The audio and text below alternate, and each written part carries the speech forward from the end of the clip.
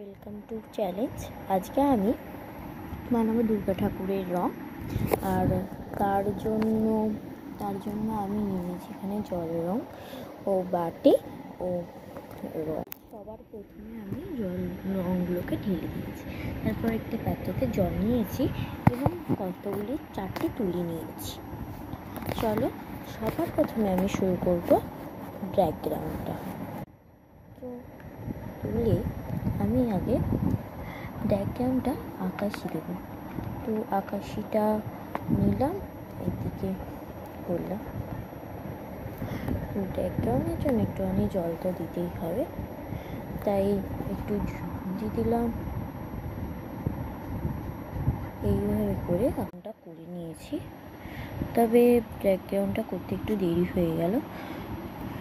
চলো এবার দুর্গা ঠাকুরের রংটা করি। নিলাম হলুদটা একটু ভালো করে মিক্সড করে নেব। মিক্সড করে তারপর মনে হয় আমি সব রংটা দেখাতে পারবো না, তবুও কি করে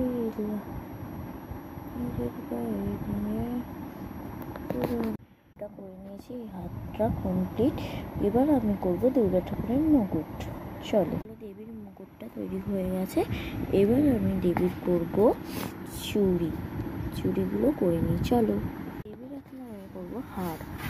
চলো, করব আমি ব্লাউজ। হয়ে গেছে শাড়ি দুর্গা ঠাকুর। চলো দুর্গা ঠাকুরের বেগুনি কালার শাড়িটা করব।